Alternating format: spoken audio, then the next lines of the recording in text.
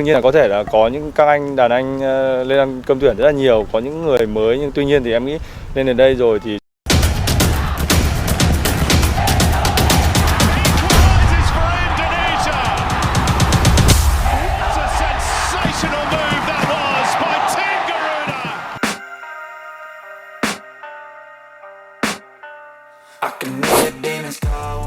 Ya, seperti yang diketahui, timnas Vietnam dan timnas Indonesia akan saling berhadapan dalam laga lanjutan grup F kualifikasi Piala Dunia 2026 zona Asia. Kedua tim akan bertemu dua kali, masing-masing pada 21 Maret di Jakarta dan 5 hari kemudian di Hanoi. Sebagai persiapan, Vietnam akan menjalani pemusatan latihan di Hanoi mulai Rabu mendatang. Sebanyak 33 pemain telah dipanggil oleh pelatih Vietnam Philipp Trosser untuk mengikuti TC tersebut. Salah satu pemain yang masuk dalam daftar tersebut adalah bek Hanoi FC Do Duy Man. Bek tengah berusia 27 tahun itu mengaku senang kembali mendapatkan kepercayaan untuk memperkuat Vietnam. Oleh karena itu, ia mengaku akan mengeluarkan potensi terbaiknya untuk membayar kepercayaan tersebut. Saya sangat senang bisa masuk dalam daftar. Dipanggil ke tim nasional Vietnam selalu menjadi sebuah kehormatan tersendiri bagi saya. Bukan hanya saya, tetapi setiap pemain berbagi kegembiraan yang sama. Dalam waktu dekat, kami akan menghadapi tantangan sulit di kualifikasi Piala Dunia 2026. Saya harus melakukan banyak upaya untuk mempertahankan performa dan kondisi fisik saya demi menunjukkan potensi terbaik saya, ujar Do Duy Man. Lebih lanjut, pemilik 56 caps bersama The Golden Star Warrior itu juga turut mengomentari timnas Indonesia. Ia mengaku mengetahui bahwa pelatih timnas Indonesia Sintayong memanggil banyak pemain naturalisasi.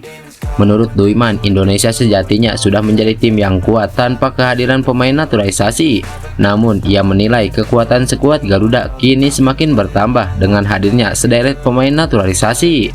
Kemudian, pemain-pemain seperti Tom Hey, Ragnar Oratmangun, dan Paes diakuinya menambah kekuatan tersendiri bagi timnas Indonesia.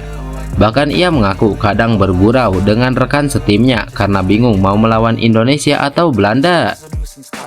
Melalui informasi di media, saya mengetahui bahwa Indonesia telah melakukan naturalisasi hingga 11 pemain. Mereka saat ini memiliki banyak pemain yang bermain di luar negeri dengan keahlian yang baik. Sebenarnya sebelum itu, Indonesia juga bukanlah tim yang mudah untuk dilawan. Mereka memiliki gaya bermain yang garang dan agresif, dan kini semakin sulit dengan sederet pemain naturalisasi. Terkadang kami saling meledek karena tidak tahu apakah kami akan melawan Belanda atau Indonesia, jelas Do Duy Man. Gurauan para pemain Vietnam sejatinya bukan tanpa alasan apabila melihat daftar pemain skuad Garuda. Pasalnya tercatat ada 9 pemain keturunan Belanda dalam skuad Indonesia untuk laga kontra Vietnam. Meski begitu, Do Duy Man menegaskan timnya tidak gentar dengan para pemain naturalisasi Indonesia. Ia mengatakan Vietnam juga memiliki banyak pemain berkualitas sehingga tidak ada kekhawatiran. Belum pernah kalahkan timnas Indonesia di era Philipp Trosser, pakar sepak bola Vietnam meminta skuad The Golden Star Warrior pakai taktik Jose Mourinho pada babak kualifikasi Piala Dunia 2026 nanti. Seperti yang diketahui, timnas Indonesia sebagai tuan rumah punya catatan lumayan apik saat hadapi Vietnam. Dari laporan Transfermarkt disebutkan bahwa timnas Indonesia belum pernah kalah dari Vietnam pada era kepelatihan Philipp Trosser di semua ajang. Tercatat timnas Vietnam arahan Philipp Trosser sudah 2 kali bertemu timnas Indonesia, yakni di gelaran SEA Games untuk level U22 serta penyisihan grup Piala Asia pada level senior. Hasilnya, timnas Indonesia selalu berhasil menang mulai dari 3-2 di semifinal SEA Games serta 1-0 di Piala Asia. Berkaca dari buruknya rekor pertemuan tersebut, pengamat sepak bola Vietnam yakni Quang Hai menilai jika skuad Philipp Trosser harus bermain bertahan saat hadapi timnas Indonesia nanti. Menurutnya, Vietnam tak memiliki kesempatan untuk bisa memetik kemenangan saat melawat ke Jakarta. Quang Hai menyarankan agar Vietnam bermain bertahan, menerapkan gaya parkir bus ala Jose Mourinho, dan memanfaatkan peluang serangan balik untuk cetak gol. Untuk menghindari tekanan, kita bisa bermain bertahan dan melakukan serangan balik, memahami ritme pertandingan, bertahan secara proaktif, dan bila ada kesempatan kita bisa mengubah keadaan secara fleksibel dan mendekati gawang tim lain dengan cepat, ujar Quang Hai. Quang Hai memperingatkan skuad Vietnam untuk tidak bermain terbuka. lantaran hal tersebut bisa jadi bumerang dan bakal membuat timnas Indonesia leluasa mendominasi permainan. Pelatih timnas Indonesia Sintayong bertemu seorang pemain dalam perjalanannya di Belanda dan mengunggah foto di media sosial. Sintayong telah bertemu beberapa pemain Indonesia yang bermain di Eropa dalam kurun sepekan terakhir. Bahkan, Sintayong juga bertemu dengan pemain yang belum dinaturalisasi, yakni penyerang bernama Zain Raven. Perjalanan Sintayong belum berakhir dan kini Sintayong menemukan pemain bernama Kelvin Verdonk yang berkostum NEC Nijmegen di Liga Belanda. Foto Sintayong bersama Verdonk dan Pardi Bahdim diunggah di Instagram Sintayong pada Senin malam.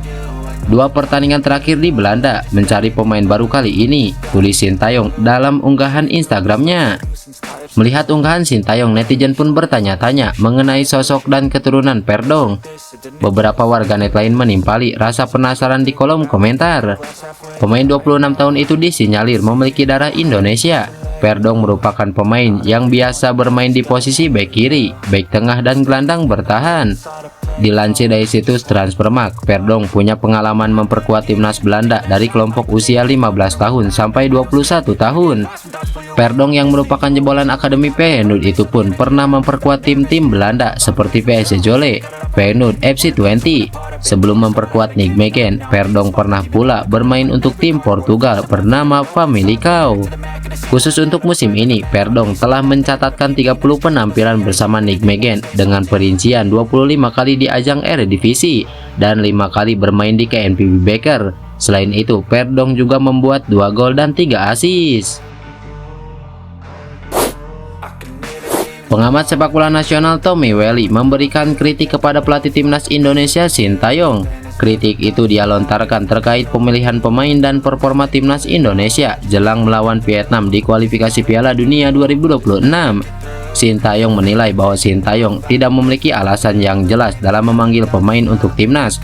Ia menyayangkan apakah Sintayong memilih pemain berdasarkan performa di kompetisi atau hanya asal-asalan. Jadi misalnya, berdasarkan apa Sintayong memanggil pemain untuk timnas? Apakah berdasarkan performa di kompetisi atau bagaimana? Yang diharapkan adalah permainan yang lebih kuat, lebih tajam, karena targetnya kan harus menang, jelas Bung Toel. Lebih lanjut, ia mengatakan bahwa pertandingan ini akan menjadi penentu kinerja Sintayong sebagai pelatih. Apalagi Sintayong sudah diberi kebebasan dalam menentukan skuadnya untuk mempersiapkan laga tersebut. Bung Toel berharap bahwa Sintayong dapat bertanggung jawab atas pilihan pemain dan strategi yang ia buat. Jersey training timnas Indonesia resmi diluncurkan. Baju latihan skuad Garuda terlihat keren dengan motif abstrak. Seperti yang diketahui, timnas Indonesia sudah tak lagi bekerja sama dengan Mills. Kini PSSI menjalin kesepakatan dengan Erigo lewat produk Erspo untuk memasok baju tempur serta latihan Pratama Arhan dan kolega. Erspo baru saja merilis baju training timnas Indonesia di Instagram pada Senin malam. 2 pemain Garuda, Yakob Sayuri dan Yance Sayuri, menjadi model dalam video tersebut ditemani 2 model perempuan.